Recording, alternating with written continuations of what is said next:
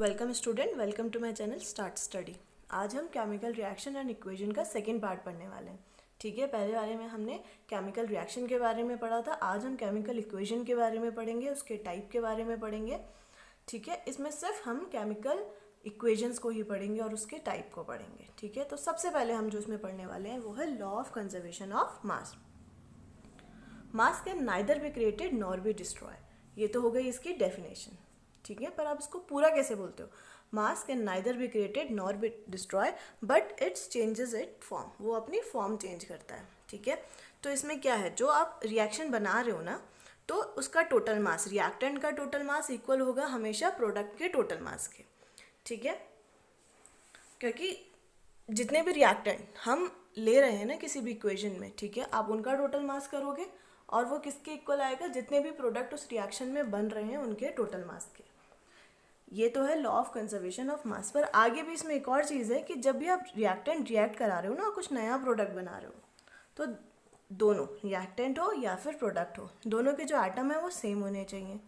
पर हर बार ऐसा नहीं होता, तो उसके लिए आप क्या करते हो? आप उस इक्वेशन को बैलेंस करते हो, क्योंकि कोई भी इक्वेशन हो वो हमेशा बैलेंस्ड फॉर्म में होनी चाहिए। अगर इक्वेशन बैलेंस्ड फॉर्म में नहीं है तो आप उसको यूज़ नहीं कर सकते।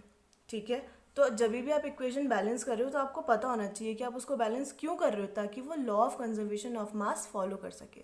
ठीक है, और law of conservation of mass क्या बोलता है कि जितने भी रिएक्टेंट्स के एटम स्टार्टिंग में है, रिएक्शन स्टार्ट होने में उतने ही उसके जो एटम है वो रहेंगे प्रोडक्ट बनने पे। ठीक है, पर उसने ये भी कहा है कि बस वो अपनी फॉर्म चेंज करते हैं, ऐसा नहीं है कि वो सिर्फ नए प्रोडक्ट बन जाते हैं। तो उनके एटम भी सेम होने चाहिए और उनका मास भी सेम होना चाहिए। इसके बाद इसमें आता है chemical equations. The method of representing a chemical reaction with the help of symbol and formula of a substance involved in its is known as chemical equation. ये तो हो गई इसकी डेफिनेशन। और क्या है केमिकल इक्वेशन? ठीक है, जब भी कोई केमिकल रिएक्शन परफॉर्म करते हैं हम लोग, तो उसमें यूज होने वाले रिएक्टेंट और बनने वाले प्रोडक्ट को हम सिंबल या फॉर्मूले की फॉर्म में लिखें तो उसको हम क्या कहते हैं? केमिकल रिएक्शन, केमिकल इक्वेशन कहते हैं। ठीक है, मतलब जो भी आप बना रहे हो, जैसे हमने इससे पहले वाली वीडियो में एक एग्जाम्पल पढ़ा था कि मैग्नीशियम और ऑक्सीजन को हम रिएक्ट कराएंगे तो क्या बनेगा? Magnesium oxide. तो अब इसको आप फॉर्मूले की फॉर्म में कैसे लिखोगे? Mg plus O gives to MgO। Magnesium plus oxygen gives to magnesium oxide. जो मैंने बोला, फिलहाल वो इक्वेशन बैलेंस्ड नहीं है, तो आप इसको कैसे लिखते हो? 2Mg plus O2 gives to 2MgO, magnesium oxide. Chemical equation भी दो टाइप की होती हैं आपके पास, बैलेंस्ड और अनबैलेंस्ड। बैलेंस्ड क्या होती है? It have the same number of atoms on both side. और अनबैलेंस्ड क्या होती है? It do not have the same number of atom on both side. ठीक है, ये तो इन दोनों की डेफिनेशन है। अभी हमने law of conservation of mass पढ़ा, हमें पता है सब जितनी भी केमिकल इक्वेशन होंगी उसमें law of conservation of mass follow होना बहुत ही ज़रूरी है। ठीक है, अब आती है unbalanced chemical equation. A balanced chemical equation, a unbalanced chemical equation has an unequal number of atoms of one or more elements in reactant and product। ये तो हो गई इसकी डेफिनेशन। पर जैसे ही नाम से ही आपको पता चल रहा है अनबैलेंस्ड, तो अनबैलेंस्ड का मतलब ही हुआ इनइक्वालिटी। तो और इनइक्वालिटी कहाँ पे होगी? इनइक्वालिटी होगी रिएक्टेंट्स के एटम में और प्रोडक्ट्स के एटम में। ठीक है, उन दोनों के वो सेम नहीं होंगे। ठीक है, क्योंकि अगर वो सेम होंगे तो वो law of conservation of mass follow करेंगे, पर यहाँ पे अनबैलेंस्ड है तो इसका मतलब law of conservation of mass वो फॉलो नहीं करते। ठीक है, तो अब इसके लिए ना एक एग्जांपल देखते हैं। H2 plus O2 gives to H2O। तो H2 किसको रिप्रेजेंट कर रहा है? हाइड्रोजन के, जिसके कितने एटम है? 2। O2 किसको रिप्रेजेंट कर रहा है? ऑक्सीजन को, इसके 2 एटम है। पर जैसे ही इससे वाटर बना तो इनके जो एटम है वो चेंज हो गए। हाइड्रोजन कितने हो गए? 2, पर ऑक्सीजन कितने हो गए? 1। ठीक है, तो इसका मतलब ये अनबैलेंस्ड हो गई। पहले तो ऑक्सीजन 2 थे, अब ऑक्सीजन 1 हो गए, तो ये यहाँ पे अनबैलेंस्ड केमिकल इक्वेशन हो गई और ये law of conservation of mass को सेटिस्फाई नहीं करती है। नेक्स्ट आया, एक और एग्जांपल देखते हैं। Na सोडियम को रिप्रेजेंट करता है, इसकी रिएक्टेंट में कितने सिंबल है, कितने एटम है? 1।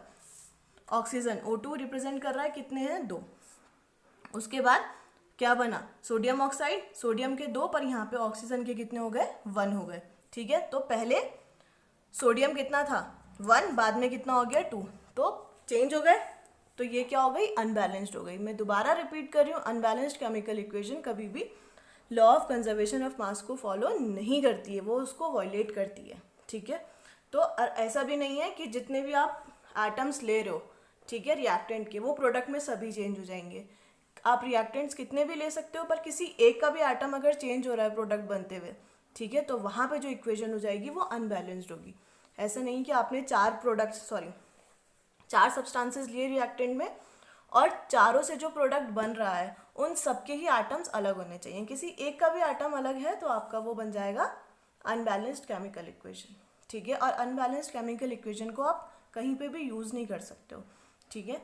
और यूज़ क्यों नहीं कर सकते हो, क्योंकि वो law of conservation of mass को वायलेट कर रही है। Law of conservation of mass ने यही कहा था कि जितने भी एटम रिएक्टेंट के होते हैं वो इक्वल होते हैं प्रोडक्ट बनते हुए, ठीक है, बस वो अपनी फॉर्म चेंज करते हैं, ठीक है।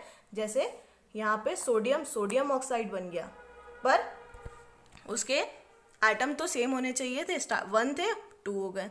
ऐसे ही जैसे आपने हाइड्रोजन और ऑक्सीजन को रिएक्ट कराया तो वाटर बन गया, तो पर उनके एटम चेंज हो गए। नेक्स्ट आती है आपकी balanced chemical equation. A balanced chemical equation has an equal number of atom of different elements in the reactant and product, ठीक है। ये डेफिनेशन है इसकी। अब इसके नाम में ही है बैलेंस्ड, इसका मतलब ये इक्वालिटी फॉलो करेगा। जितना ही रिएक्टेंट्स में किसी के भी एटम होंगे उतने ही प्रोडक्ट्स में उसके एटम्स होंगे, ठीक है, पर अलग अलग नहीं होंगे। जैसे इसका पहला हम एग्जाम्पल देखते हैं, Zn plus H2SO4 give us to ZnSO4 plus H2। Zinc के कितने एटम है रिएक्टेंट में, 1, हाइड्रोजन के 2, सल्फर के 1 और ऑक्सीजन के 4 एटम है। और प्रोडक्ट बनते हुए जिंक के भी 1 एटम है, हाइड्रोजन के 2, सल्फर के 1 और ऑक्सीजन के 4। अगर आप कंपेयर करोगे तो दोनों के इक्वल है, ठीक है। तो ये हो गई बैलेंस्ड केमिकल इक्वेशन, ठीक है। नेक्स्ट एग्जाम्पल क्या है, वो मैग्नीशियम और ऑक्सीजन वाला, जो मैग्नीशियम ऑक्साइड देता है। स्टार्टिंग में मैग्नीशियम के कितने एटम हैं, 2, ऑक्सीजन के भी 2। बाद में मैग्नीशियम के कितने हो गए प्रोडक्ट बनते हुए, 2 और ऑक्सीजन के भी 2। तो ये है बैलेंस्ड केमिकल इक्वेशन, ठीक है।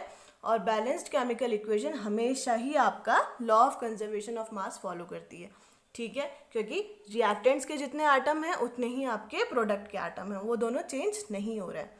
तो इसने क्या फॉलो किया, law of conservation of mass. तो इसलिए आप कभी भी केमिस्ट्री में या किसी भी केमिकल इक्वेशन को परफॉर्म करते हुए आप बैलेंस्ड केमिकल इक्वेशन यूज़ करते हो, क्योंकि वो law of conservation of mass को फॉलो कर रही है। और अगर रिएक्शन बैलेंस्ड नहीं है तो उसको अनबैलेंस्ड नहीं है तो आपको बैलेंस्ड करना पड़ेगा, ठीक है। ऐसा नहीं है कि ये अनबैलेंस्ड हम इसको यूज़ नहीं कर सकते, तो उसको फर्दर आपको बैलेंस करना पड़ेगा, ठीक है। जब भी आप केमिस्ट्री में कोई भी रिएक्शन या वो चीज़ परफॉर्म कर रहे हो, इक्वेशन परफॉर्म कर रहे हो, तो आपको इक्वेशन हमेशा बैलेंस्ड फॉर्म में ही चाहिए। और बैलेंस्ड इक्वेशन क्या होती है, रिएक्टेंट्स के जितने भी आइटम हैं जिस सब्सटेंस के उतने ही वो होंगे प्रोडक्ट के, ठीक है, उस सब्सटेंस में प्रोडक्ट के भी उतने ही रहेंगे। तो ये कंप्लीट है आपका बैलेंस्ड केमिकल इक्वेशन।